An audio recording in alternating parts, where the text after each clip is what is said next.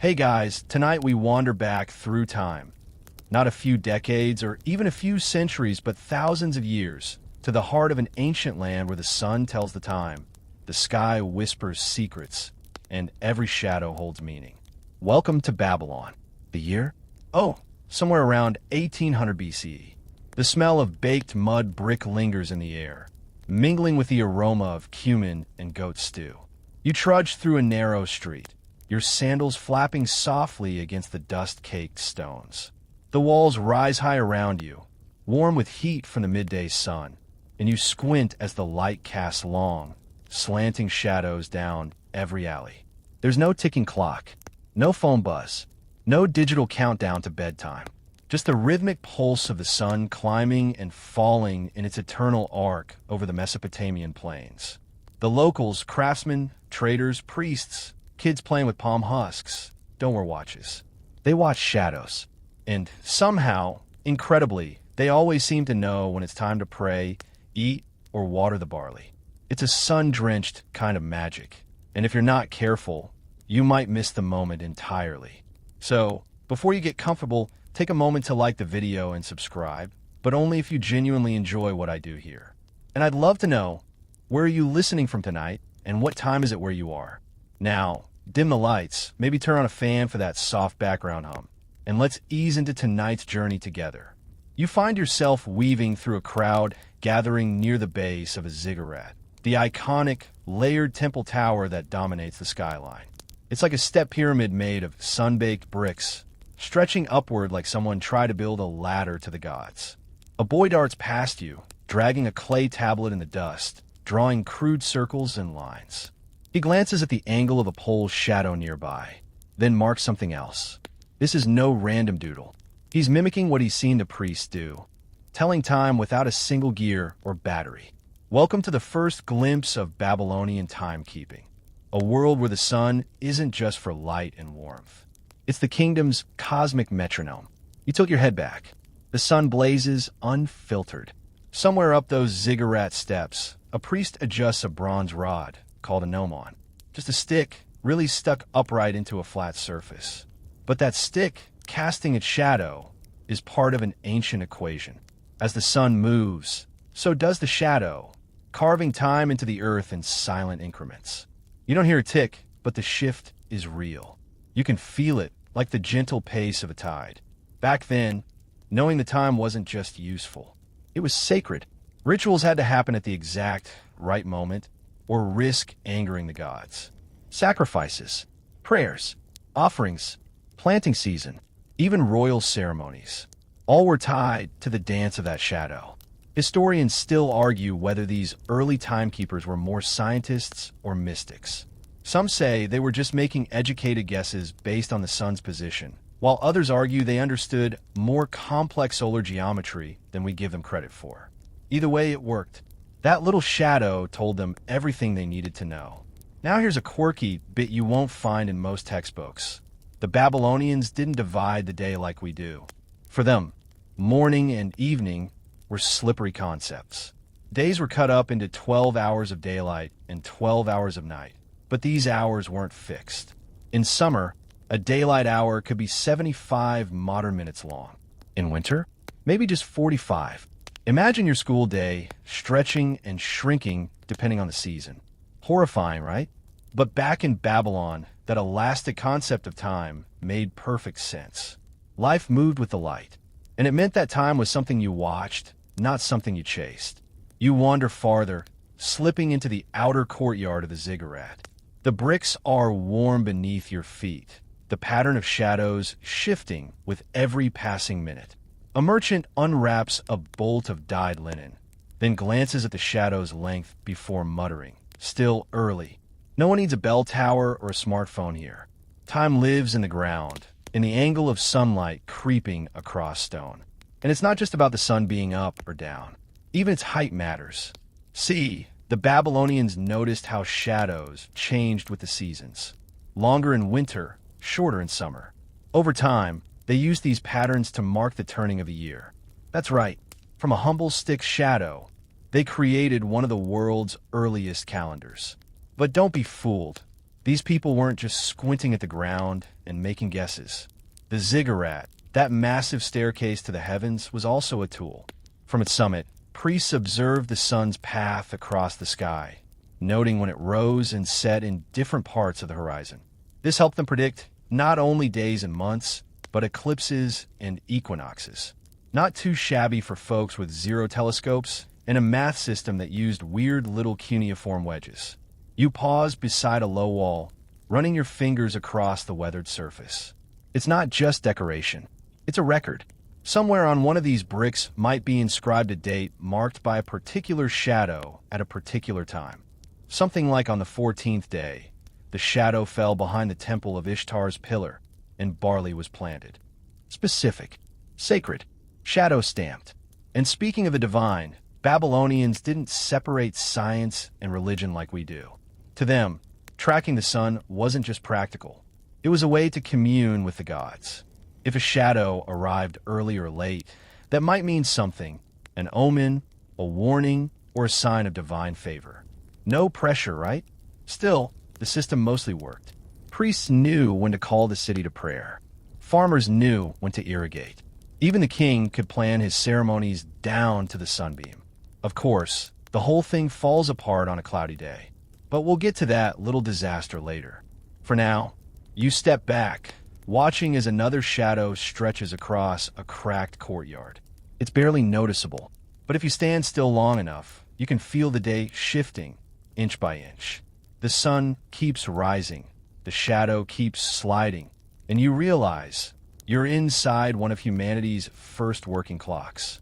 You step backward in your mind, as though the courtyard bricks melt into sand and the mighty ziggurat behind you dissolves into a smudge on the horizon. Before the Babylonians nailed the whole sun as clock routine, people everywhere muddled through each day with a cocktail of intuition, superstition, and whatever happened to drip, burn, or twinkle at the right pace. Picture yourself on an even older plane. No neat rows of bricks, no priestly gnomon, just a campfire's glow, a swirl of cool night air, and someone staring up, squinting at the first evening star while wondering, is it snack time or sleep time? The earliest humans, your distant cousins with messy hair and even messier schedules. Notice the obvious rhythms first. Sunrise equals wake up, sunset equals bedtime. Easy. But what about the messy in-between moments? They try counting heartbeats, pulses, maybe goats bleeding 1 ma 2 ma. Spoiler. Goats are terrible clocks. They wander off mid-count. So, people search for more cooperative indicators. They spy the slow march of constellations across the heavens. Orion rising 1 hour, sinking the next. A mainstream fact for you. Long before writing, hunter-gatherers in what is now Europe etched notches in a bone to mark lunar cycles. A 28-day tick-tock carved right into mammoth ivory. Still, the problem with stars is clouds. Ancient meteorologists, aka anyone looking up, quickly learned that weather can wipe their celestial scoreboard clean. Hence the next big idea, water. Someone, somewhere, likely in neighboring Egypt, hollowed a stone bowl, poked a teeny hole in the bottom, filled it with water, and watched as it dripped out. Congratulations, you're staring at one of humanity's first water clocks, a clepsydra. The concept is simple. When the bowl empties, a certain chunk of night has passed. Yet even that had issues. Flow rate changes with temperature, algae clogs the hole, and occasionally a thirsty goat decides your precise timing device is actually a handy sip and go. You kneel beside an imaginary stone bowl now, listening to the steady plink, plink, plink. The sound is hypnotic, especially at midnight. No wonder ancient guards use clepsydry to time patrol shifts. It's like having the world's first white noise machine. But the water clock is still a guess more than a guarantee. Historians still argue whether these early drippers were accurate enough for ritual schedules or simply good enough for rough campfire bedtime calls. Either way, your ancestors celebrate any tool that spares them from squinting at the moon every 15 minutes. Cue a quirky tidbit. Some fringe theorists suggest Mesopotamians experimented with beer clocks. Yep, using frothy barley brew instead of water because it dripped slower and allegedly smelled nicer. There's no hard proof, sadly, No cuneiform tablet reading, dude. Change the keg at dawn. But battered pottery with sticky residue makes certain archaeologists raise an eyebrow, and perhaps a pine in sympathy. Speaking of sympathy, imagine you're a Babylonian's great-great-grandparent lounging beside a river. You jam a stick upright in the mud, note its shadow, walk away, and promptly forget the angle. You come back later, the shadow's moved, and ta-da, you've just discovered solar drift, though you might call it stick confusion. Over time, as these little experiments repeat across villages, the revelation dawns. Shadows tell stories. Pathfinder tribes pass that wisdom down. Longer shadows equal early morning or late afternoon. Short shadows shout high noon. Duck for shade. The narrative accelerates when settled farming begins. Now the stakes are higher. If you plant barley 3 days too late, the floodwaters of the Euphrates will wipe your crop clean, and your household budget, mostly goats, again, goes poof. So farmers watch everything. Bird migrations, insect chirps, flower blooms, even how fast wax candles burn. Quick joke number 1. Somewhere an exasperated mother scolds her teen. Stop measuring candle drips and take the trash to the midden. Some struggles are eternal. Ancient priests, proto-time managers, step in, brandishing tablets full of star lists. They memorize heliacal risings, that magical first appearance of a familiar star just before sunrise. If Sirius pops up, they announce, with much dramatic flair, that a new season begins. Mainstream fact numero dos. The Sumerians cataloged star risings as early as 2100 BCE, linking them to agricultural calendars. If your barley planting aligns with Aldebaran's twinkle, congratulations, you might actually eat next winter. But counting stars is elite business. Ordinary folk rely on humbler signals. Roosters crowing, nature's alarm clock, complete with optional snooze. The rooster just won't shut up. Temple gongs or the daily bread market's opening clang. Joke number 2 sneaks in. Imagine Yelp in 2000 BCE. 5-star review for bakery alarm service, reliably noisy at dawn, would bleary-eyed purchase again. If for all their cleverness, these early techniques remain patchy. Cloudy nights hide stars, dust storms muffle rooster calls, and if you forget to refill your clepsydra, well, water waits for no one. So when Babylonian engineers finally fine-tune the gnomon, society collectively sighs in relief. A shadow, once chaotic, becomes a trustworthy metronome, as long as that blazing Mesopotamian sun cooperates. Historians debate a juicy question. Did the Babylonians borrow sundial concepts from their Sumerian predecessors or invent them independently after observing Egyptian obelisks? That controversy is a favorite academic volleyball. Citadels made of footnotes fly back and forth, and the score is still tied. Meanwhile, your shadow quietly glides along in real time, blissfully unaware of tenure committees. Let's slip briefly to the fringe again. An old Babylonian legend whispers that the very first hour was defined by how long it took a priest to recite a hymn to Shamash, the sun god. Roughly 600 heartbeats, if you trust the copyists. Whether that chant sets the meter for subsequent divisions of the day remains uncertain, but it's a delightful image. An entire society tapping their wrists for pulse beats, humming a temple tune, and going, yep, lunchtime. Joke number 3. Imagine the chaos if the priest had chugged a double espresso first. Hours would fly by. Gradually, experimentation converges. Travelers share tips at caravanserai. Place your stick on a flat stone, mark the noon nail, then carve the morning and evening ticks. You study their crude sketches, pre-Pinterest instructions scribbled with a stylus, and see the birth of standardized time. It's still wobbly, but it's miles ahead of the sheer vibes approach. Think of it as the difference between humming a tune and conducting a symphony. Same melody, way more control.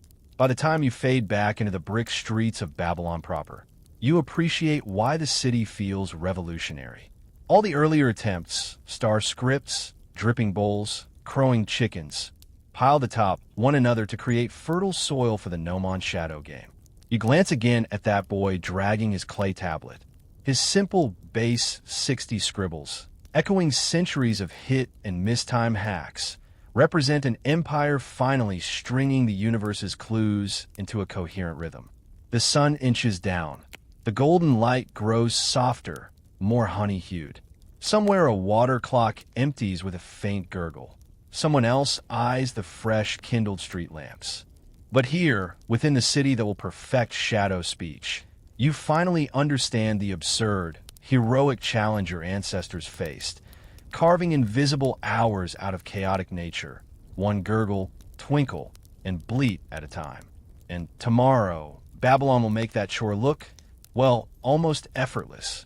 You don't notice the shift at first, but the bricks underfoot feel smoother, the street corners more symmetrical, and even the distant chatter of scribes and merchants hums with purpose. You're deeper in Babylon now. The makeshift timing tricks of roosters and dripping bowls are still remembered, sure, but here's where the magic clicks. The Babylonians begin formalizing time with stunning precision. You're standing at the intersection of architecture and astronomy, literally, because this is where the gnomon becomes more than just a clever stick in the dirt. This is where shadows become language. A gnomon, in case you've forgotten, is the simple vertical pointer used to cast a shadow. Think proto-sundial. But the Babylonians? Oh, they go full geek mode with it. They elevate the gnomon from casual backyard experiment to cornerstone of cosmological design. You step into a temple courtyard. Maybe Edamananke, the great ziggurat that looms over the city like a cosmic ladder, and find a slender pillar standing alone, smack in the middle of a paved platform. That's not just a post. That's a solar oracle. Mainstream historical fact incoming. Babylonian astronomers, yes, full-on stargazing professionals, systematically recorded the lengths and directions of shadows at various times of day and year, comparing them to celestial positions. They didn't just eyeball it. They tracked. They charted. They invented tables. Literal stone spreadsheets. Now, here's the quirky bit. Some fringe scholars believe these gnomons weren't always vertical. Some might have been tilted at an angle, aligned with the Earth's axis, or at least what they guessed that axis to be. Was that accurate? Debatable. Historians still argue whether Babylonian gnomons were purely observational or if they reflected an early understanding of geometric solar declination. Try slipping that into a lullaby. Anyway, you crouch by the base of this ceremonial gnomon, squinting at carved rings in the platform around it. Not haphazard. Perfect arcs. Imagine the priest astronomers, called Umanu, measuring shadow lengths every hour of the day for months, then chiseling those lengths into the stone so they could compare year after year. They're not doing this just to impress their friends. No, this is about aligning society with the cosmos. Festivals, prayers, work days, even punishments, everything hinges on the accurate rhythm of time. And those rhythms? They're not just solar. This is where it gets spicy. You lean in as an older Umanu walks by muttering to his student. The gods don't just whisper through shadows. They sing through the planets. Boom. That's your next revelation. These people don't separate astronomy and religion. If the shadow at high noon on the solstice is 3 cubits long, that isn't just physics. It's a divine message from Shamash, the sun god himself. You're not just tracking time. You're decoding god mail. So they build shadow clocks, rudimentary sundials, sure, but some are shockingly complex. There's evidence they used curved surfaces, not just flat stone. Imagine a shallow bowl with a gnomon in the middle. The bowl's inner surface is inscribed with concentric lines. The shadow bends as it slides, tracing both time and season. Joke number 1.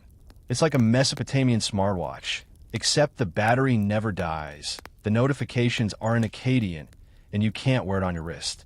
Now, before you get too smug with your digital calendar, imagine what this meant for coordination. Babylon is packed. Merchants, priests, scholars, servants, and they all need to function in sync. Thanks to these shadow tools, the high priest can declare, the 8th hour begins when the gnomon's shadow touches the 7th ring. And boom, markets open, rituals begin, guards change posts. You feel the city thrum like a perfectly timed orchestra. A fun aside, Some texts suggest gnomons were used to determine the ideal time for medical procedures. That's right, your Babylonian dentist didn't just ask if you'd had lunch. He checked the sun's angle. Historians still argue whether this practice was more astrological than scientific. But hey, if you're getting a molar pulled without anesthesia, you want all the cosmic help you can get. You wander into the scribal quarter, where clay tablets dry in the sun like orderly pancakes. A boy reads aloud.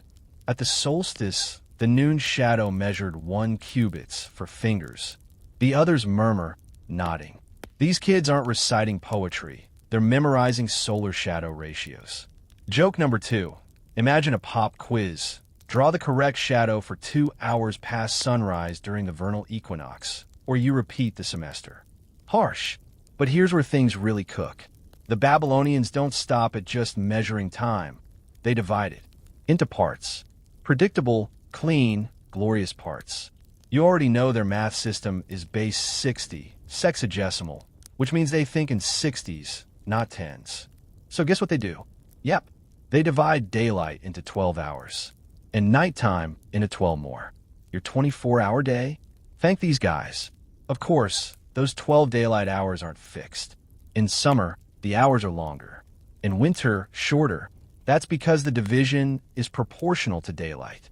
Historians still debate whether the Babylonians cared about the exact minute or just wanted chunks that roughly matched the sun's arc. Either way, they're working with solar time that breathes, expanding and shrinking with the seasons. You sit back on a temple step, watching shadows stretch across a mosaic floor. It's late afternoon, what we'd call maybe 4 p.m., and the long slant of the gnomon's arm brushes the final groove on the stone. That groove? It doesn't just mark a time, it marks an offering. Somewhere, a priest lights incense. Somewhere else, a fisherman unties his boat. That single line governs dozens of lives. A final weird tidbit for the road. Certain gnomon shadows were believed to repel evil. There's a barely translated tablet that hints at a rite where the priest stands so the gnomon shadow falls across his chest, like solar armor. Historians still argue whether this was ceremonial positioning or just creative shadow play. Either way, you have to admire the flair. You stand now at the edge of the platform, 1 foot warm in sun, the other cool in shade. And as you trace the arc of your own shadow, it hits you. This is where time stops being abstract. It becomes tactile, visible, tangible. You can't touch a second, but you can trace its outline in the dust. You can feel it brush your skin. And here in Babylon, time is a dance between stone, sun, and shadow, measured not by gears or glass, but by the turning of the earth beneath your feet. You're up early, not by your choice, but because the sun doesn't exactly care about your REM cycle.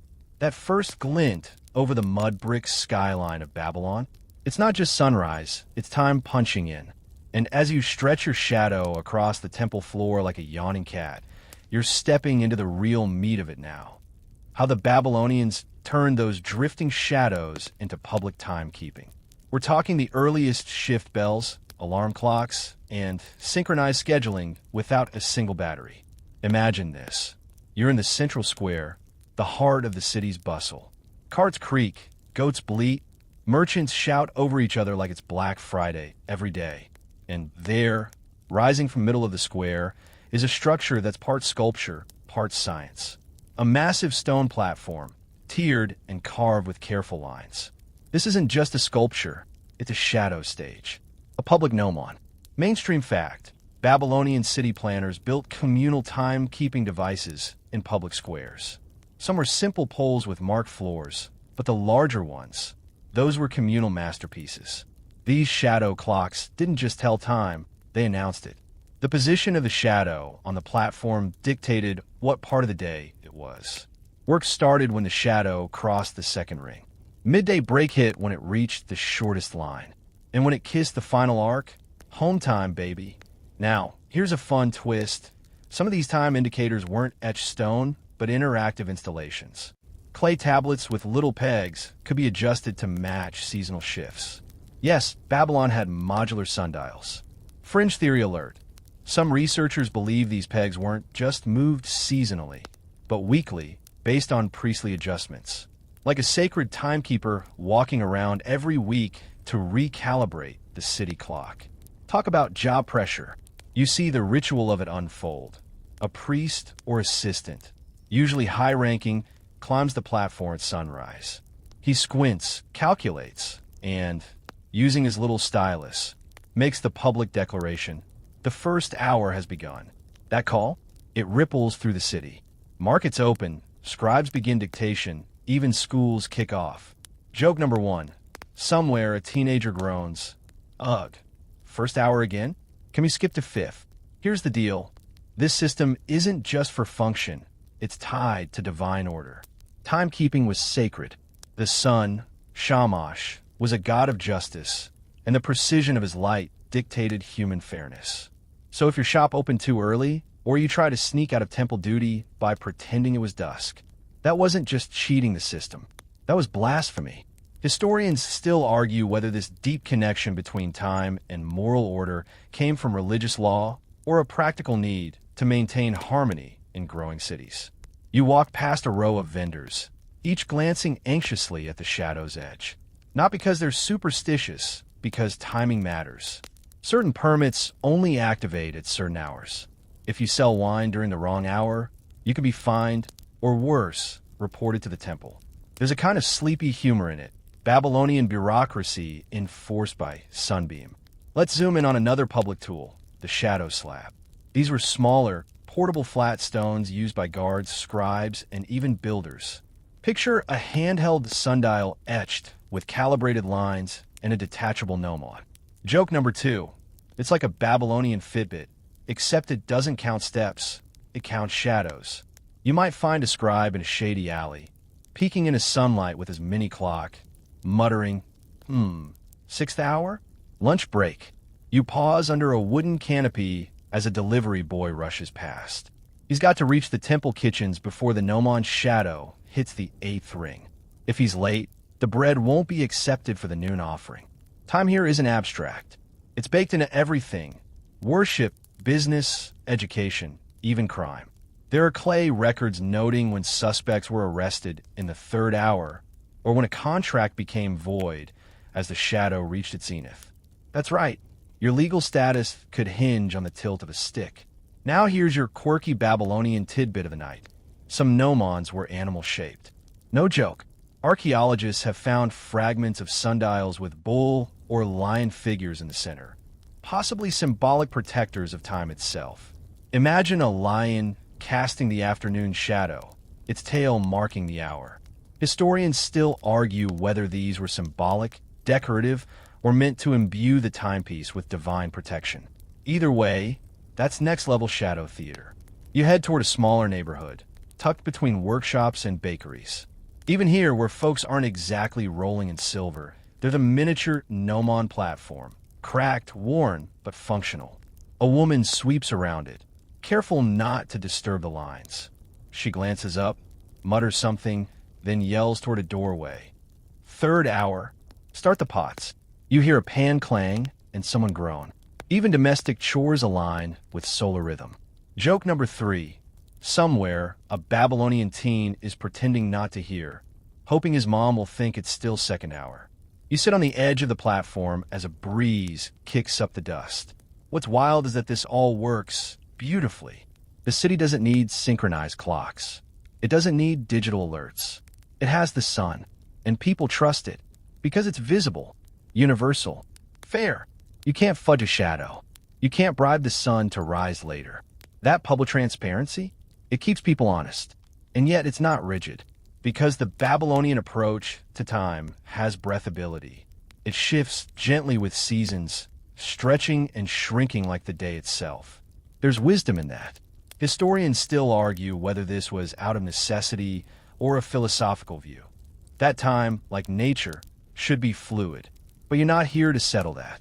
You're here to watch the light shift across stone and remember that once, long ago, cities ran on sunlight. As the 9th shadow line approaches, workers pack up, dogs bark, and someone lights the first of the oil lamps. Time is winding down, but it's never done. The shadow will fall again tomorrow, and the city will rise with it, one soft step at a time, 1 hour etched in light. You wake with the scratch of sand against your cheek, still on that sun-warmed stone platform, because time here doesn't wait politely. It sweeps onward. You stretch and blink just as the first hint of gold slips over the rooftops. The air is already thick with incense from the temple district. Someone's offering thanks for another day, or maybe just asking the sun not to roast them alive again. Either way, it's time we move on, from open plazas and city shadows to the tall towers where Babylon's smartest minds work their magic. Now you're standing at the base of a ziggurat, those massive, stepped structures that loom like giant stone wedding cakes over the landscape. You crane your neck. These weren't just religious sites. They were observatories, scientific temples, sky calculators. And if you're lucky enough, or devout enough, you get access to the real prize, the top tier where time and stars hold hands. Mainstream historical fact: Babylonian astronomer priests used ziggurats as elevated observation platforms. From up here, you could measure shadow length without obstruction. No trees, no walls, no gossiping merchants stepping into the way. Just you, your stylus, your clay tablet, and the sun. You draw a straight rod, your gnomon, and mark how its shadow dances through the day. Each shift in angle is noted, measured, compared to yesterday, and the day before that. Eventually, a pattern forms. And this is where things get cool, and just a little strange. These guys weren't just tracking daytime hours. They were building long-term solar calendars using shadow data. Imagine trying to chart a year with nothing but a stick and your memory. Except they didn't rely on memory. They wrote it all down. Hundreds of tablets filled with notations like on the 31st day. The midday shadow shrank 1 finger width.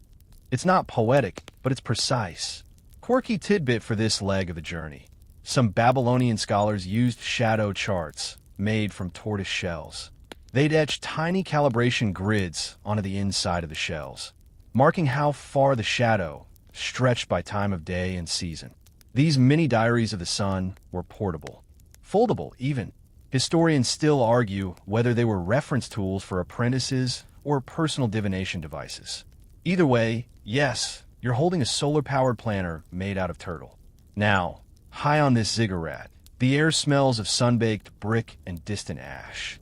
You kneel next to a priest in ceremonial robes, one eye on the gnomon, one on his notes. He whispers something under his breath. Not a prayer, a calculation. Because here's the secret. Shadows weren't just used to tell the current time. They were predictive tools. By mapping the angle of the sun each day, they could forecast seasonal changes, festival dates, and agricultural cycles. Think of it like this.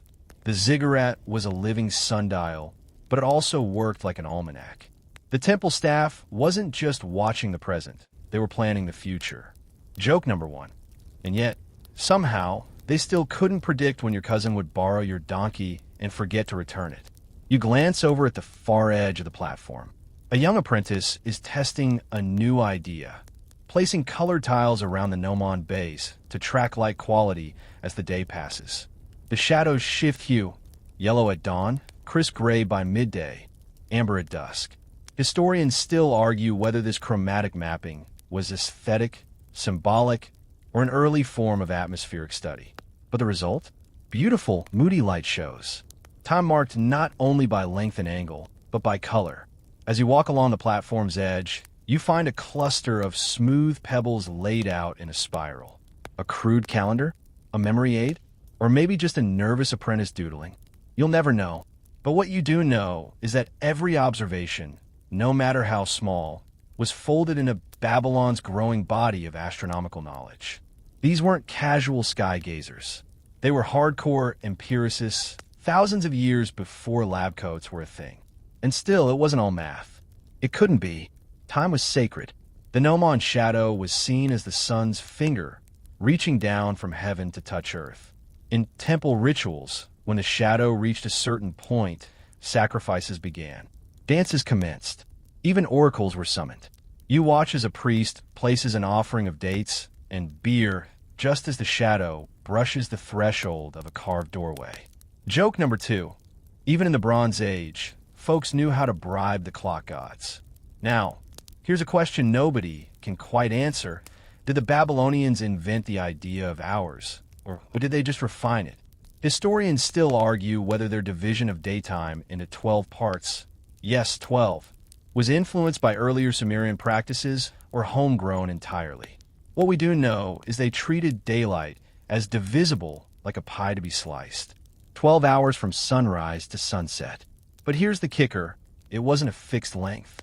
In summer, the hours stretched long. In winter, they shrank. Elastic time, organic time. So you've got this holy mountaintop, a stick in the sun, and a team of robe number nerds turning shadow movements into predictive algorithms. No batteries, no screens, just brains and bricks. And it works. You flip through a clay tablet and see entries stretching back decades. Solar cycles, eclipse predictions, harvest forecasts, the kind of stuff that made kings bow before scribes. Joke number 3. Somewhere in a back room, there's probably a priest muttering, "I told you that shadow would land late today. Should have bet 2 goats on it." You rest your hand on the sun-warmed stone. You feel the hum of generations, each sunrise measured, each shadow noted. And suddenly, the massive ziggurat doesn't feel so imposing. It feels like a giant sundial, yes, but also a giant memory. A place where time is tracked, not to control it, but to understand it, anticipate it, maybe even honor it. The light is shifting now, the shadow longer. Somewhere down below, the city starts to stir again. Footsteps, clanging pots, a baby's first cry of the day. The finger of Shamash continues to point, drawing slow arcs across the sacred surface, one silent second at a time. You follow the shadow down from the ziggurat, trailing its elongating finger as it stretches toward the alleys and avenues of Babylon. The sun's still rising, but already, shopkeepers are flinging open wooden shutters, brushing dates off stone counters, swatting flies from fig baskets. Time trickles everywhere, not just on mountaintops or among priests with their clay tablets. You start to notice something. Even regular folks are using shadows. Not with tortoise shells or complex geometry, but in practical, lived-in ways. You've stepped into the streets of everyday timekeeping. Mainstream historical fact. The Babylonians didn't keep time just in temples. Merchants, builders, farmers, everyone had a basic awareness of shadow behavior. If you were selling lentils in the market, you knew by the angle of your stall's shadow when the lunch crowd would roll in. If you were mixing clay for bricks, you tracked the drying time by how many arm lengths the shadow had moved across your work table. No watches, no alarms, just the sun gliding westward and people adapting in quiet synchrony. You pause at a bakery where a young boy waits for his flatbread to crisp in a dome-shaped oven. His grandmother, kneeling nearby, tells him to turn it when the goat's shadow disappears. You blink. The goat? Sure enough, there's a scruffy goat tied nearby, casting a stubby shadow onto a carved stone marker. When the shadow vanishes between the stone's grooves, boom, bread's ready. Joke number 1. You too can become a Michelin star chef as long as you've got a goat in solid sunlight. This system wasn't dumbed down, it was personalized. People created custom time, cues using architecture, animals, and even their own bodies. A potter might say, "I'll be back when my arm's shadow hits the water basin." A builder might yell, "We stop when the wall casts shade on the first brick." Over time, entire neighborhoods developed their own sunlit lexicons. Hyperlocal shadow codes only locals understood. Quirky tidbit. Some Babylonian homes had sundial-like floor tiles embedded at the front door. Not decorative, functional. These mosaic tiles had shapes or colors designed to help track the shadow of the doorway column. By watching how the shadow touched the tiles, a resident could gauge when to go water the roof garden or when their neighbor was probably home for gossip. Was it standardized? Absolutely not. Did it work? Strangely, yes. And you can't miss the children, barefoot, dust-covered, shrieking with laughter as they chase the shadows of palm trees. At first it's a game. Then you realize, wait, they're actually timing things. One kid counts how long it takes for a shadow to touch his toes. Another tries to step only in places untouched by sun. jumping from shadow to shadow like a feather-footed ninja. Is it play? Sure, but it's also practice. Joke number 2.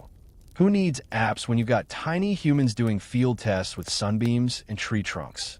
Now, remember that sacred number 12? It's echoing here too. Markets open at the first hour, based on sunrise. Some stalls close at the 6th hour, midday, when shadows are shortest and heat unbearable. Others stay open to the 9th hour, a time when longer shadows finally offer respite and coins jingle just a little louder. You see a fish vendor shout, 9th hour sale, like it's Black Friday in 1750 BCE. Historians still argue whether these hour-based time slots were mandated or loosely followed, but they show up in trade documents and contracts. Deliver 4 goats by the 3rd hour, 1 tablet demands. Return with grain before the 8th. These aren't vague estimates. They're agreed upon, sun-tracked commitments. And not all shadow use was business. Sometimes it got weird, like the tradition in some districts of using shadow casting for matchmaking. You heard that right. A potential groom's silhouette was measured at certain times of day, and if it aligned with specific marks on a household's garden wall, it was considered a sign of harmony. Joke number 3. Sorry, son, you're a great guy, but your noon shadow's crooked. We're holding out for a symmetrical suitor. You drift into a quieter courtyard, where elders sip fermented date juice and murmur about the changing angles. Shamash walks earlier this month. One says, they're watching for subtle differences, tiny variations in when certain shadows land. These men might not be scribes or priests, but they know the rhythms. It's stored in their bones, in their shade-honed intuition. And it's not mystical. It's memory. Years of experience telling them that when a neighbor's fig tree casts its shadow over the stairwell, it's time to prune the vines or prepare for rain. Here's a fact historians love to wrangle. Babylonian architecture may have evolved partly in response to shadow behavior. Some scholars suggest the orientation of courtyards, window slits, and rooftop gardens was driven by an intimate understanding of how light and shadow would fall throughout the year. Others argue it was more about airflow or aesthetics, but either way, shadows mattered. They were consulted like quiet advisors, not just by priests, but by bricklayers and masons. Now, let's not pretend everyone was a solar savant. Some folks probably just winged it. You see one guy napping under a clay awning while his neighbor yells at pigeons and complains, "The sun's too lazy today." Look at that shadow. It's practically asleep. Time here is slow, communal, imperfect, and yet utterly functional. Evenings were another matter. Without shadows, how do people keep track? Some used water clocks, sure, but many simply shifted to rhythm-based schedules. How long does it take to sing a certain hymn? To pound grain for a meal? To walk from the temple to your cousin's goat shed? These actions became the clocks of dusk. But as the last rays stretch long across the bricks, you can't help but notice something. Shadow time gave Babylon a shared language. Everyone, from kings to kids, could read the sun. Sure, the ziggurat tracked the divine, but the marketplace tracked the living.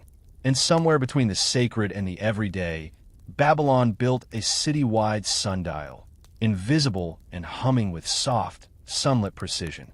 You lean against a warm stone wall, letting the day's shadow slide across your feet. It's time to move again, but not because a bell rings or a screen pings. You move because the sun has spoken. And in Babylon, that's all the cue you need.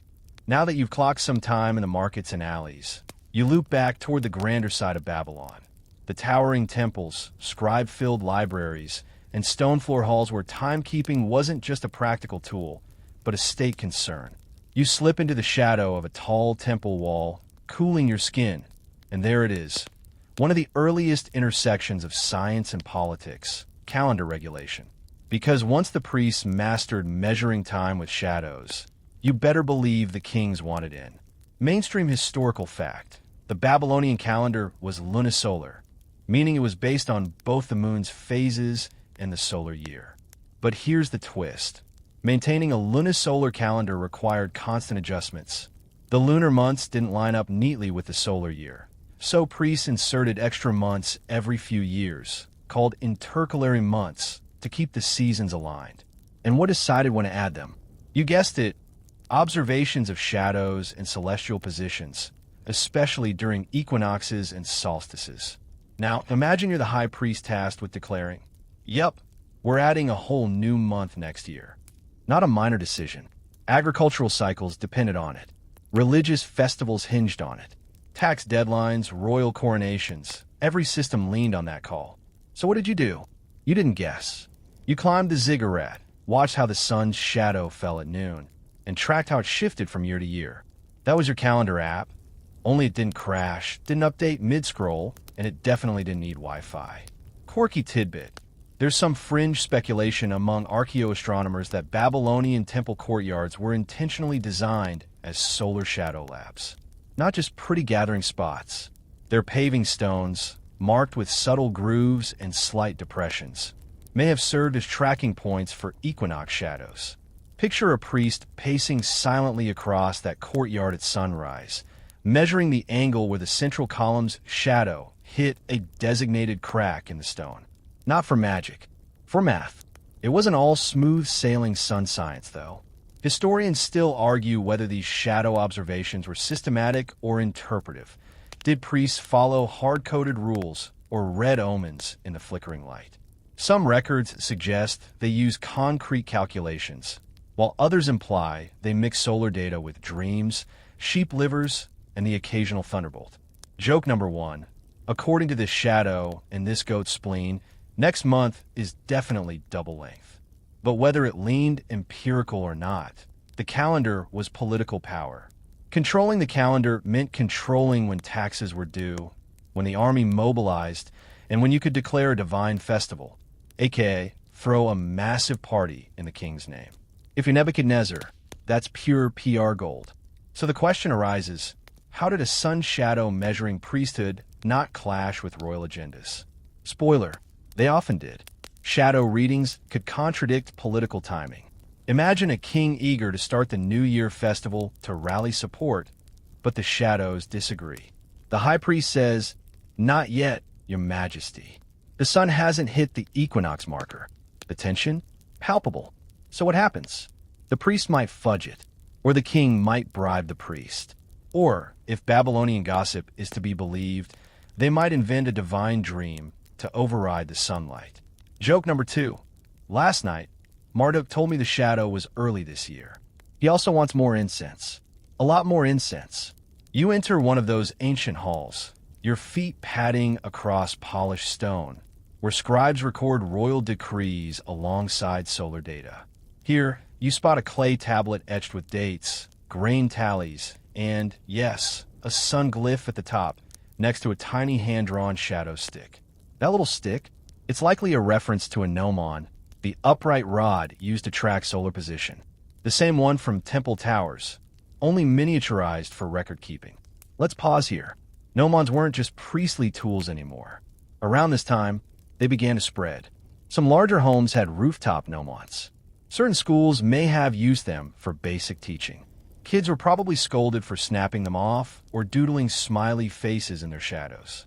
You wonder, how many lost clay tablets were just kids practicing sun measurements before they were old enough to enter priesthood?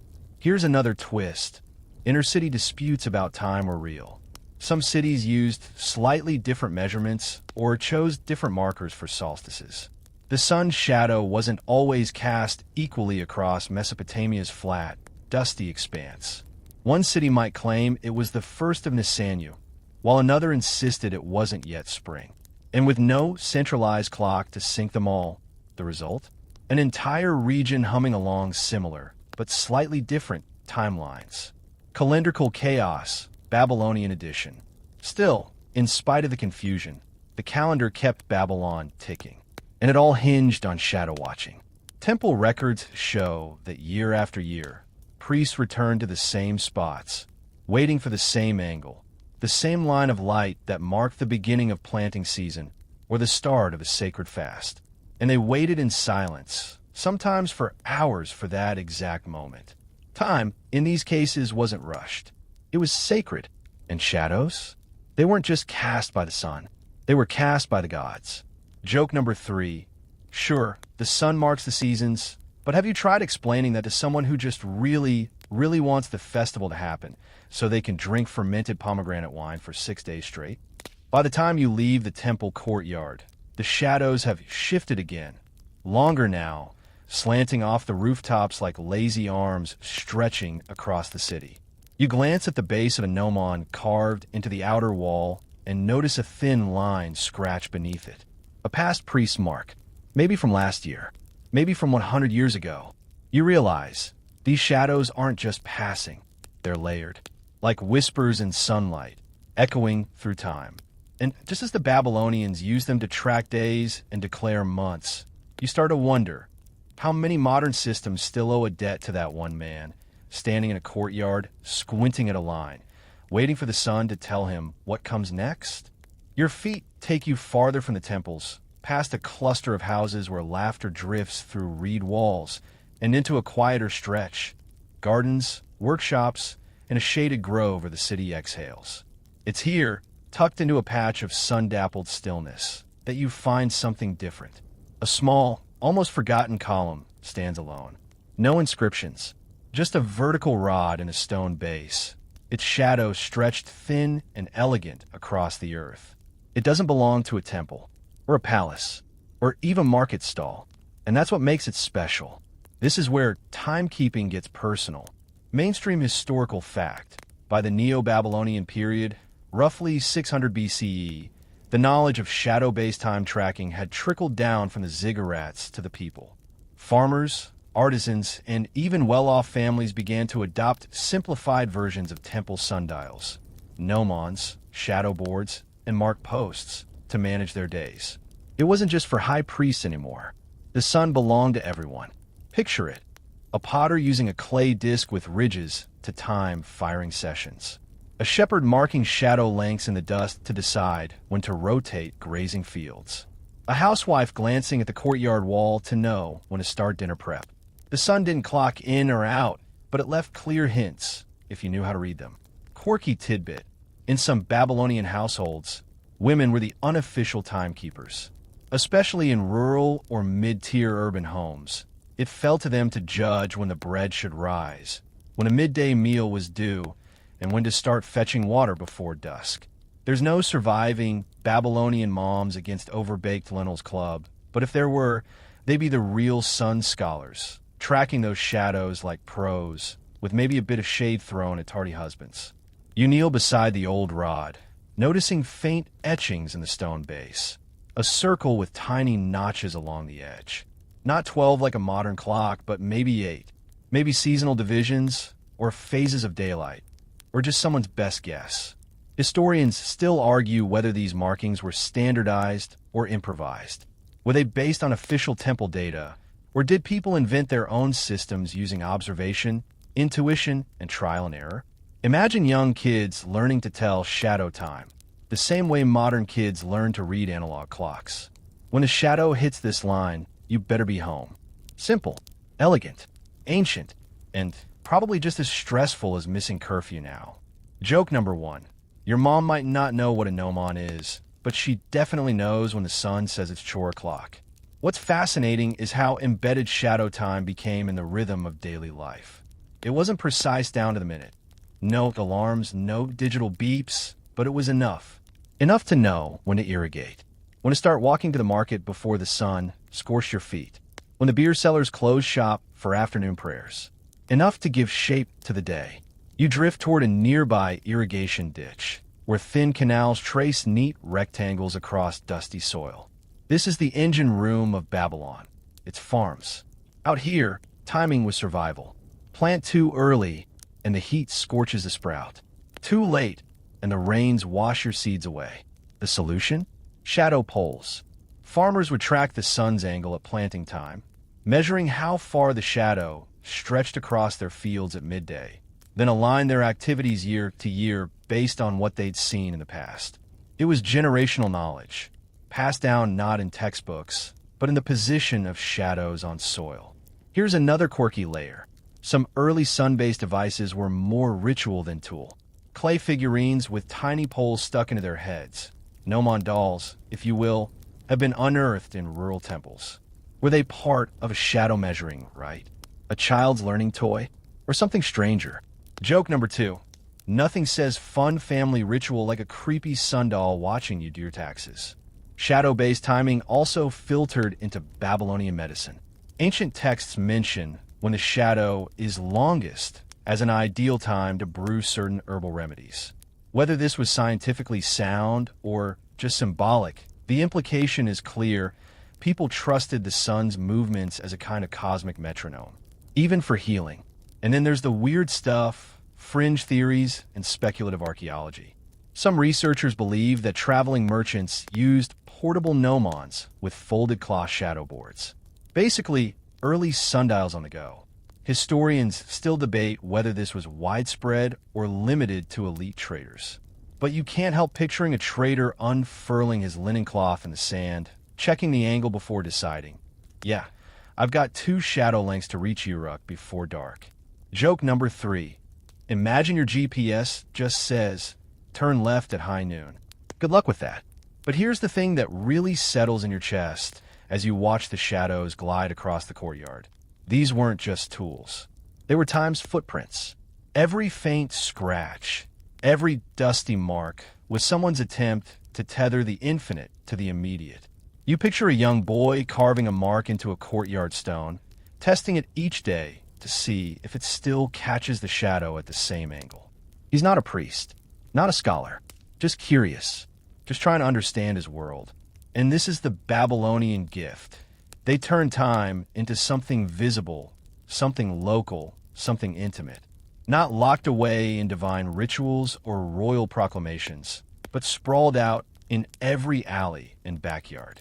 Measured not in hours, but in shadows shifting slowly across sun-warmed stone. You lean back, eyes tracing the fading afternoon light, and you think, for all our apps, alarms, and atomic clocks, maybe we've lost something. A softness, a patience, the art of waiting for a shadow to stretch just far enough to say, it's time. You rise from the quiet grove, brushing dust from your fingers, and wander back into the heart of the city, where heat shimmers off stone and conversations bubble like cooking pots. The temple's looming shadow is longer now, stretching across the plaza like a sleepy cat. You tilt your head and squint at it, not unlike a Babylonian would have done a few thousand years ago. That shadow isn't just marking the late afternoon. It's holding centuries of wisdom in its slant. Now, you're ready for the next layer of the story. Not just how Babylonians use shadows, but how they refined them. Because once they understood the basic rhythms of the sun, they started to get clever. Real clever. Mainstream historical fact. Babylonian scholars were among the first to create mathematical models to describe celestial movement. That includes not just tracking the sun's path, but predicting it, calculating angles, solstices, and equinoxes with frankly spooky accuracy for the time. This wasn't just observation. It was science, or at least its shimmering ancestor. You find yourself drawn toward a quiet library chamber built into the side of Temple Complex. It's dusty, cool, and lined with clay tablets stored like stone hard drives. You imagine a scholar seated at one of the read mats, stylus in hand, eyes flicking between shadow marks and etched star charts. These weren't mere priests or mystics. They were proto-astronomers, and they were obsessed with regularity. One tablet in particular draws your attention. A sequence of cuneiform entries tracking something called the Zikpu stars, fixed stars that rose at predictable times, used to calibrate both calendars and shadow clocks. See, even shadows can be tricked. Clouds, dust storms, or seasonal light variation can throw things off. But stars? Stars are punctual. So these Babylonian brainiacs started cross-checking their sundial readings with celestial bodies, refining their timekeeping with a kind of multi-point calibration that would make NASA nod in approval. Joke number 1. Imagine double-checking your wall clock against Orion's belt. That's commitment. Quirky tidbit. Some of these calculations were written in poetic form. Verses that encoded angles, dates, and measurements. Part math, part mnemonic. Maybe even sung. So yeah, there's a possibility that ancient Babylonian math class included a pop quiz and a catchy jingle. Historians still argue whether these poetic cuneiforms were purely instructional or had a ritualistic purpose too. Was this sung science? Liturgical math? Maybe both. It wouldn't be the first time humans wrapped their knowledge in story and song to make it stick. As you study the library, you spot something even weirder. A multi-grooved tablet with thin incisions radiating from a central point, like a primitive pie chart. It's thought to be a prototype for a circular sundial. Instead of a straight stick and flat shadow, it measured the angle of that shadow across different times of day and year, much more precise than earlier linear versions. Babylonian scholars knew that the sun's position didn't just rise and fall. It shifted seasonally and even subtly day to day. So, to keep up, their sundials had to evolve. You feel a twinge of admiration. These weren't just people marking time. They were anticipating it, predicting where shadows should fall tomorrow, next month, next year. This brings you to one of Babylon's lesser-known innovations, shadow correction. Over time, they noticed that the sun's arc wasn't uniform year-round. In winter, shadows behaved differently than in summer. So they started adjusting their measurements using auxiliary charts, essentially the ancient version of daylight saving math. Joke number 2. Babylonians did daylight math before daylight savings, and they didn't even get an extra hour of sleep. Let's not forget geometry. Babylonian texts show evidence of early trigonometric principles, like dividing the circle into 360 degrees, a concept still in use today. That's not a coincidence. That number crops up in both their astronomical records and their timekeeping systems. The idea of 12 hours of daylight and 12 of night, that's Babylonian heritage, baby. Even though their hours didn't match our 60-minute boxes, the division of time into symmetrical, countable chunks began here. And it wasn't all clay and sunlight. Babylonian scholars worked with bronze tools too. One particularly rare find is a circular bronze dial with pivot holes, possibly a handheld shadow tracker or some kind of observational tool. It's not exactly a Rolex, but you could think of it as the Babylonian equivalent of a smartwatch, if your smartwatch only worked on sunny days and came with 0 notifications. Joke number 3. Warning, your sundial may lose accuracy during sandstorms and solar eclipses. Battery not included. What's powerful about this period is the fusion of disciplines: astronomy, mathematics, engineering, ritual. The Babylonians didn't separate them. They braided them. Time wasn't something you just watched pass. It was something you calculated, corrected, and even argued about in clay. That's right, debates raged between different temple academies about whose measurements were most accurate. Each city had its own scholars, and shadow measurements became matters of prestige.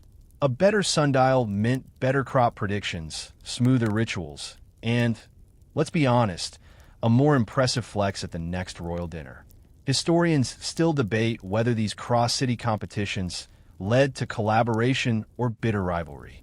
Did the scholars share notes? Or were they more like competing research labs, hoarding data until the king needed a forecast? Either way, you can almost hear the scribes muttering over calculations, styluses tapping with irritation when a shadow didn't fall where it should. It's 3 fingers off the mark, Thomas. Recheck the tilt angle, or we're going to predict the solstice in the middle of the Goat Festival. But most impressive of all, these calculations, refined over generations, transcribed by patient hands, laid the groundwork for later civilizations. Greek astronomers would build on Babylonian charts. Islamic scholars would inherit their models. Even modern calendars owe debt to this ancient obsession with where the sun fell at what time of day.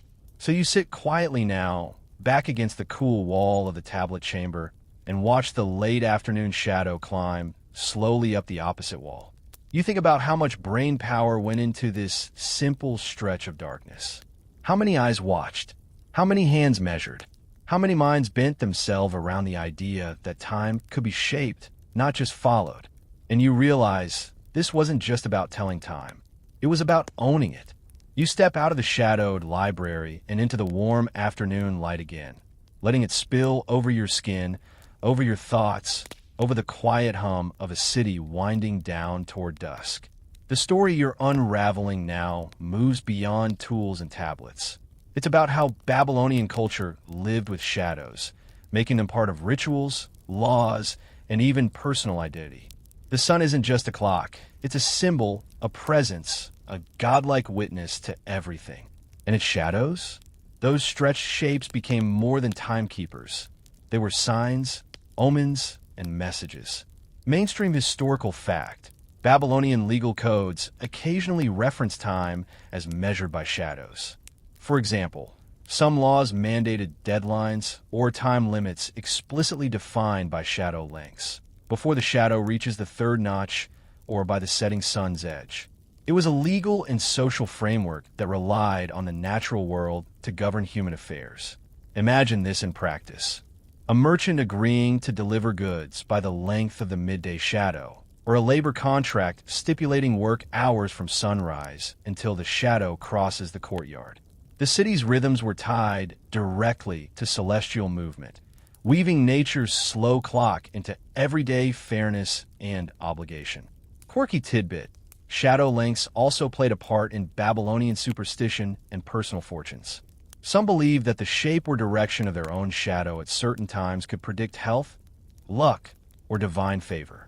A shadow that stretched long and thin was sometimes seen as a warning of trouble, while a clear, sharp shadow suggested strength and vitality. In a society obsessed with omens, the shadow was as telling as the stars. You can almost hear an elderly Babylonian woman warning her grandchild, "Don't walk too close to the wall at noon. Your shadow might catch the wrong eye." If you think that sounds like ancient shadow folklore, you're probably right. Historians still argue about how widespread these beliefs were. Were shadow omens reserved for priests and the elite, or did common folk also read their fortunes in the shapes cast by the sun? Maybe the truth lies somewhere in the middle, a culture where science and superstition danced in the same twilight. One fascinating example is the shadow oath, a ceremonial act where witnesses would swear truth under the gaze of a shadow cast by a sacred object or statue. The shadow's presence symbolized divine witness. Breaking the oath meant offending not just people, but the sun god's silent vigil. This blurring of physical and spiritual time is a hallmark of Babylonian thought. The very act of watching a shadow become a sacred ritual, a moment of reflection and connection to the cosmos. This connection echoes in Babylonian poetry and prayers, where the sun and its shadow embody the passage of life and the inevitable flow toward night. Joke number 1. Babylonians took standing in your own shadow way more seriously than we do during awkward family dinners. But Babylonian shadow timekeeping wasn't just static. It was interactive, evolving with social needs. In urban spaces, shadows defined public meeting times and religious observances. Certain temple ceremonies had to occur when a pillar's shadow reached a specific altar step, a celestial countdown embedded in architecture. And it wasn't just the priests checking the angles. Common citizens timed their prayers and business around these shadows. The city's heartbeat synced to the sun's slow crawl. Imagine a bustling market that pauses in unison when the temple's shadow crosses the main gate. No digital alerts, just shared sunlit signals. Quirky tidbit: some Babylonian artists incorporated shadows into their work, sculpting reliefs that changed appearance as the sun moved. Statues cast shifting shadows meant to symbolize the gods' changing moods or the seasons. It was early shadow art blending science, faith, and aesthetics. You pause, picturing a Babylonian marketplace alive with shadow play, a dance of stone, sun, and human life. That makes you smile. We tend to think of ancient cities as dusty and dull, but here, shadows were dynamic actors in daily drama. Historians still argue how much of this was intentional design versus natural happenstance. Were the shadows engineered into buildings for symbolic effect, or did people simply assign meaning after the fact? The debate continues, and you like that, because it means there's always room for new stories in old shadows. Joke number 2. Babylonians invented shadow puppetry centuries before Netflix invented buffering frustration. As twilight deepens, You find yourself drawn toward a quiet courtyard where shadows pool in soft folds. Here, time seems to slow. You imagine the city's residents retiring, their shadows merging with the cool stones. The sun's final act is a gentle reminder. Time is both visible and fleeting, and you realize how deeply Babylonian shadow time connected people, not just to the sun, but to each other. It was a communal experience shared across families, neighborhoods, and the whole city. In a world before watches, phones, or clocks, shadows kept everyone in quiet conversation. You close your eyes and breathe in the lingering warmth, feeling the pulse of an ancient world. The Babylonians taught us that time is not just a measurement, but a story told by light and shadow, by sun and stone, by human hands reaching for order in a flowing universe. The dusk deepens, and you follow the fading shadows as they shrink and fold into the cool evening. Your journey with Babylonian shadow timekeeping now turns to how they tackled the trickiest part, measuring night and linking shadow time to the full cycle of day and night. You might think shadows vanish after sunset, but in Babylon, the sun's absence didn't mean time disappeared. Instead, they cleverly connected their daylight shadow measurements to the broader, ongoing passage of hours, melding day and night into a single rhythmic dance. Mainstream historical fact: Babylonian scholars divided the day and night into 12 equal hours each, but those hours were not fixed in length like hours. Instead, daylight hours were longer in summer and shorter in winter, with nighttime hours adjusting accordingly. A system called unequal hours. This flexible division meant they had to constantly recalibrate their timekeeping, using shadows to mark daylight and stars to estimate night. You feel the complexity in that.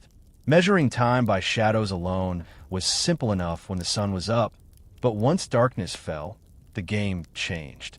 Babylonian astronomers shifted their focus to star risings and settings, using these stellar landmarks as a celestial clockwork to complement their sundials. Quirky tidbit: one Babylonian tablet describes how astronomers watched the heliacal rising of certain stars, when a star first becomes visible on the eastern horizon just before dawn, using it as a natural marker to start counting the new day. Imagine stargazing with the patience of a cat waiting for a laser pointer dot.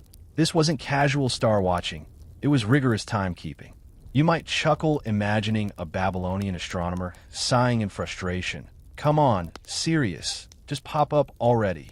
Historians still argue whether these star-based time markers were primarily practical tools for farmers and priests, or if they also carried religious significance. Did star risings signal divine messages, or were they simply reliable natural clocks? Maybe both. Another fascinating twist is how Babylonians handled the transition moments, the dawn and dusk. They knew shadows grew long and fuzzy before disappearing completely, creating twilight hours that were difficult to measure precisely. Instead of fighting this uncertainty, they embraced it. Twilight was an in-between time, a sacred liminal zone where day folded into night. This cultural acceptance of ambiguity contrasts sharply with our modern obsession for precision. The Babylonians taught that some times were mysterious, undefined, yet meaningful. Joke number 1. Babylonians had the original buffering moments, twilight waits that never got better with a progress bar. To connect night and day timekeeping, Babylonian astronomers developed complex tables correlating shadow lengths to star phases and moon cycles. These tables were intricate, mathematical marvels that anticipated seasonal shifts and eclipses. They called upon both empirical observation and mythic interpretation. You think about this. The same people who measured the sun's shadow with bronze tools also charted the moon's phases and predicted eclipses with remarkable accuracy. This synthesis of shadow and starlight knowledge is a testament to their intellectual curiosity. Quirky tidbit: some Babylonian scholars reportedly recorded lunar and solar eclipses on tablets with poetic metaphors like the sun is swallowed by the dragon shadow. It's both science and storytelling, because the cosmos was both a clock and a cosmic drama. Joke number 2. Babylonian weather report. expect sudden darkness. Dragon on the loose. Sunglasses not advised.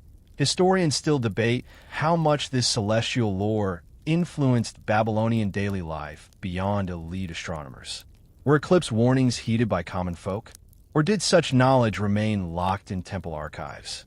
One of the most impressive outcomes of Babylonian timekeeping is the integration of shadow hours with lunar calendars. Their calendar wasn't solar, but lunisolar, meaning it tracked moon phases but adjusted to keep seasons aligned with the sun's path. Shadows measured the sun's position during the day. Stars and moon phases measured night and months. This balancing act of sun and moon created a living, breathing system of time, flexible, adaptable, and profoundly connected to the rhythms of the natural world. Joke number 3. Babylonians basically invented the original hybrid car, part sun-powered, part moon-powered timekeeping. As you watch the last light slip away, you appreciate the genius of a culture that didn't just observe the sun's shadow, but used it as a portal to understand time's full cycle. Their legacy is not just in instruments or tablets, but in a worldview that saw time as a living rhythm, not a rigid schedule. You let your thoughts wander, imagining those ancient night skies, filled with stars, shadows, and the soft whispers of time passing, both measured and mysterious. Night settles in fully, and you're wrapped in the gentle quiet that feels both ancient and immediate. Your journey with Babylonian time now brings you to the role of temples and priests, those quiet guardians of shadow and star knowledge, who turn time measurement into ritual and power. Temples in Babylon weren't just places for worship, they were timekeeping hubs.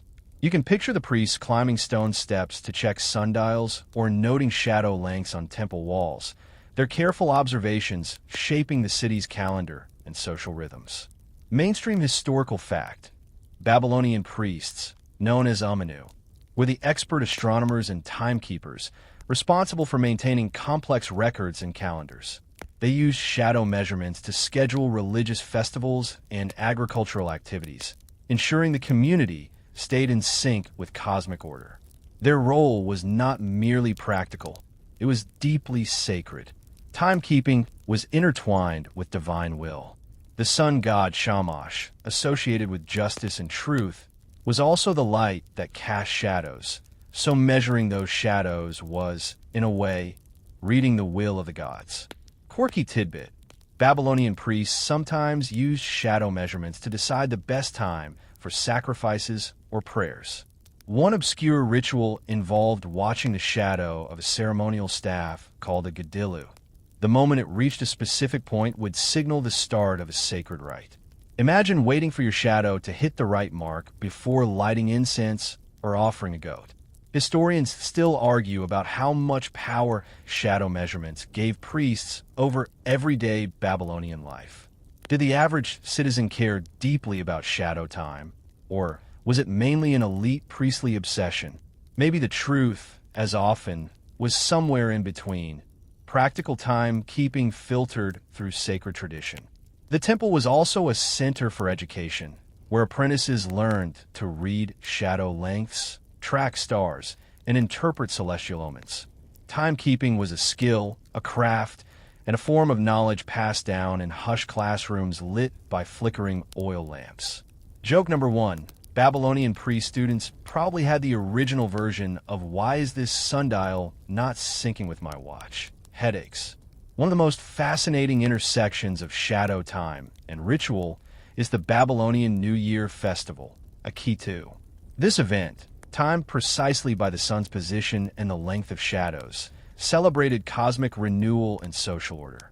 The priests would read the sun's shadow as a divine message about the coming year's fortunes.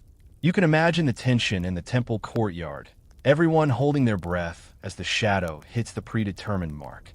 Was this year going to be bountiful, peaceful, or full of chaos? Quirky tidbit: there's a theory that some Akitu rituals involved intentionally manipulating shadows using mirrors or polished bronze to enhance their sacred power. If true, Babylonian priests might have been the earliest shadow magicians, using reflections to amplify the divine. Historians still debate whether such shadow manipulation was common practice or fringe folklore. But it certainly adds a mystical layer to what otherwise looks like precise timekeeping. Outside the temple walls, shadow time had practical community effects.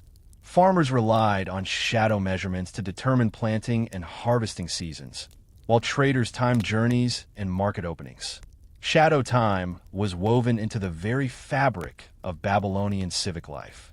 You realize how the priest's role was both as scientists and storytellers, interpreting shadows not just as numbers, but as signs from the gods.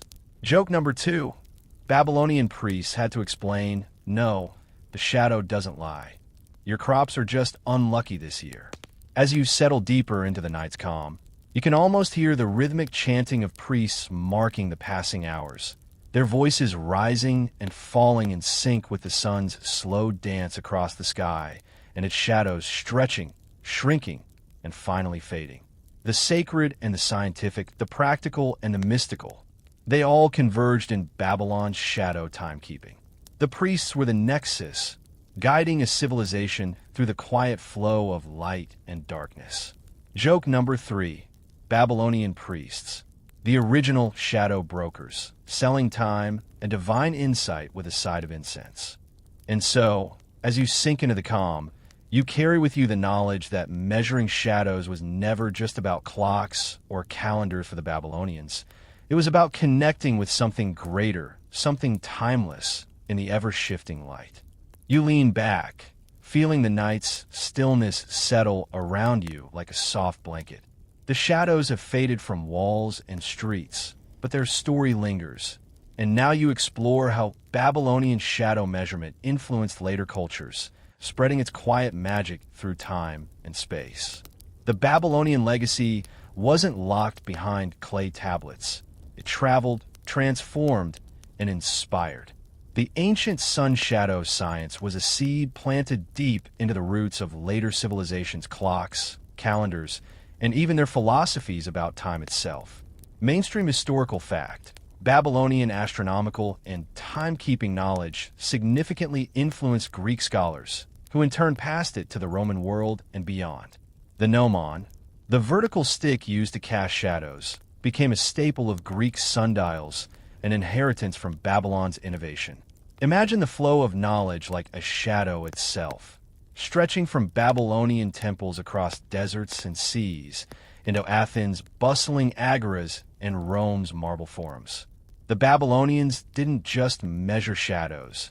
They shaped the way human societies understood the sun's passage. Quirky tidbit: some historians speculate that the legendary philosopher Plato was fascinated by Babylonian timekeeping.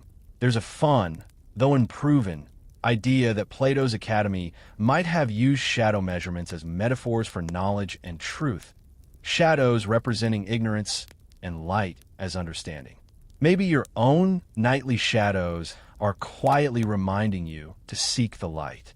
Historians still argue how much direct technical knowledge the Greeks inherited versus developing on their own. Was Babylonian shadow time an inspiration, a starting point, or a mysterious ancient relic? The debate is as lively as a Babylonian marketplace at noon.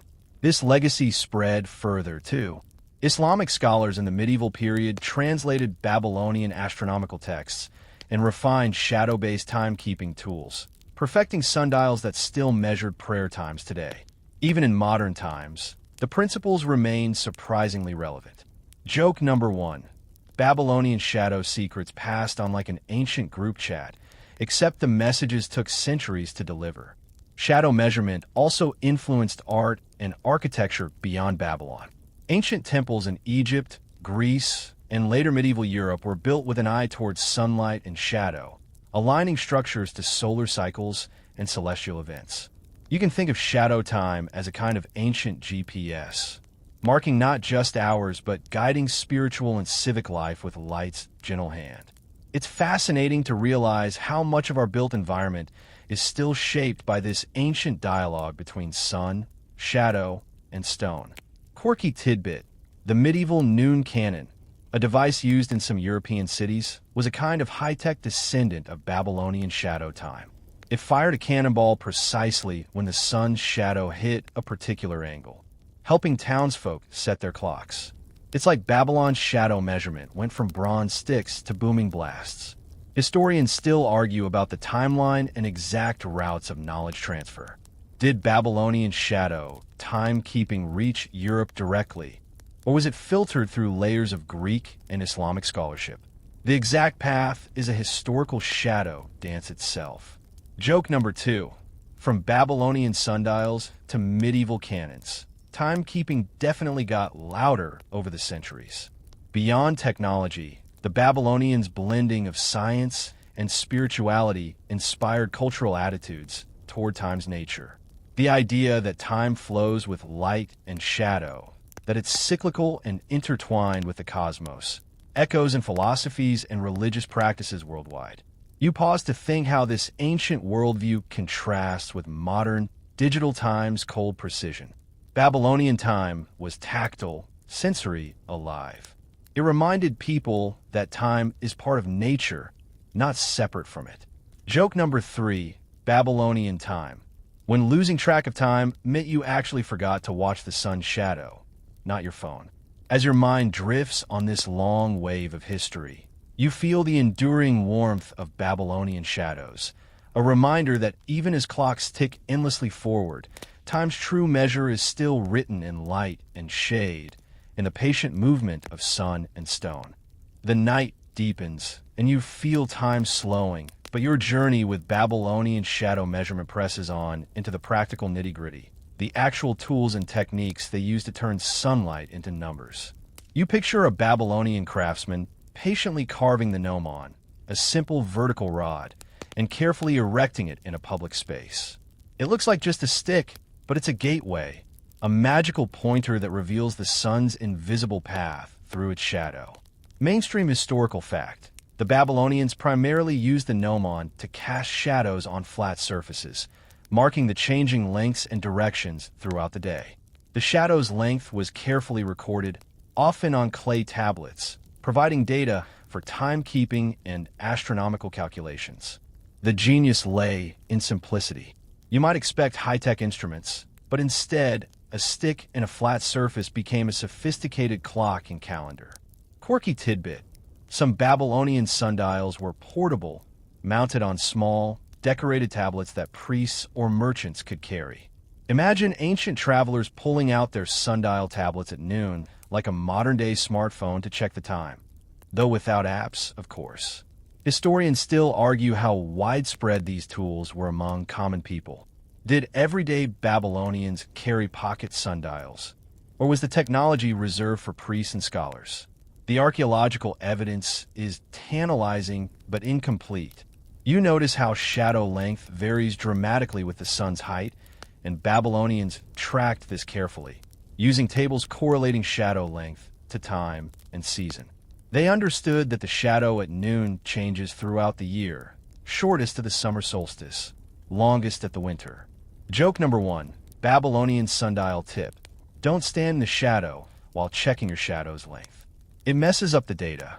More complex devices emerged, like the hemispherical sundial, a concave bowl with a central gnomon casting shadows inside, allowing for more precise readings. These instruments captured the three-dimensional nature of shadows, a step beyond the flat gnomon.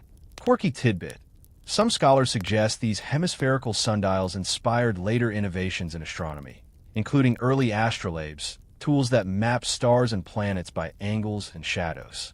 Historians still debate whether Babylonians developed these devices independently or borrowed ideas from neighboring cultures like the Egyptians.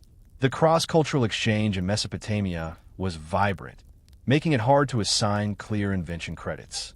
In practical use, Babylonians also marked shadow lengths on city walls and temple floors, creating large-scale sundials visible to the public. These communal clocks helped regulate daily life, from market openings to work hours. You can imagine standing in the bustling Babylonian square, watching your shadow creep along a carved stone line, subtly reminding you it's time to grab a snack or finish your pottery. Joke number 2, Babylonian lunchtime reminder: when your shadow hits the hungry mark, time to stop negotiating prices.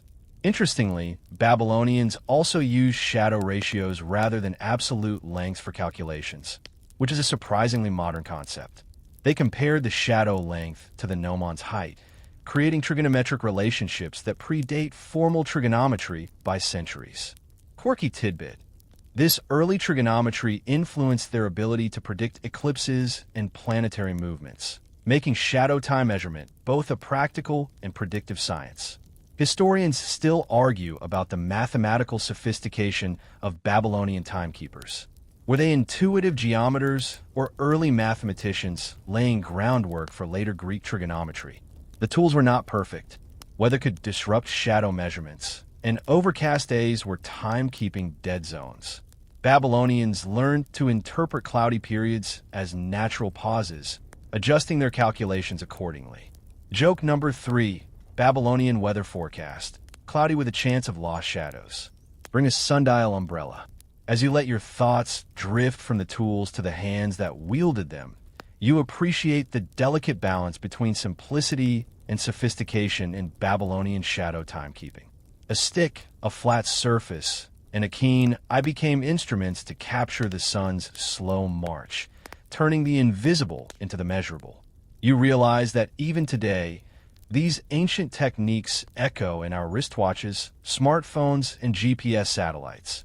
Reminders that the art of measuring time began humbly, with shadows cast on clay and stone. The night whispers its final secrets as you approach the end of this journey. The story of Babylonian shadow time, folding gently into your thoughts like the slow retreat of twilight shadows.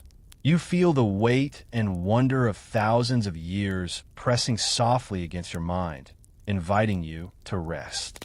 By now, you understand that measuring time with shadows was never just about clocks or schedules for the Babylonians. It was a profound way of reading the world, a connection between earth, sky, and spirit. Every shadow was a thread linking people to the cosmos, to their gods, and to one another. Mainstream historical fact. The Babylonians divided the day into 12 parts based on the sun's shadow, a division that eventually influenced the 24-hour day we use worldwide. This partitioning of time by shadows laid the groundwork for how humans globally conceptualize hours and minutes. Quirky tidbit.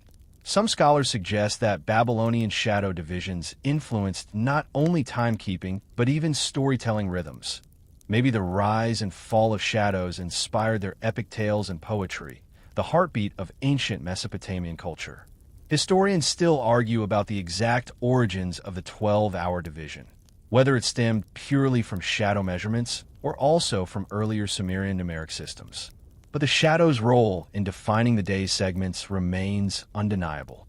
You feel the centuries fold in layers, from temple priests marking sacred times, to farmers following the shadow's guide for planting, to traders timing their journeys by noon's sun, all bound by that quiet line of darkness stretching from a simple stick. Joke number 1. Babylonian bedtime tip. If your shadow's still too long, maybe you stayed up past your ancient curfew. As the world moved on, mechanized clocks and digital time replaced shadows on walls. But that ancient connection persists beneath our modern rush. You're reminded that time is still something you measure with your senses. Sunlight on skin, the shifting of shadows in your room, the soft fading of day into night. Quirky tidbit. In some remote parts of the world today, sundials and shadow measurement are still practical, low-tech ways to tell time, keeping ancient methods alive in the modern age. Historians still debate how people's perception of time changed as shadow measurement gave way to mechanical clocks. Did we lose something, or simply gain precision? The answer may be as elusive as the lengthening shadow at dusk. Joke number 2. Modern timekeeping, from shadow to silicon chips, and now, probably, to whatever your smart fridge decides.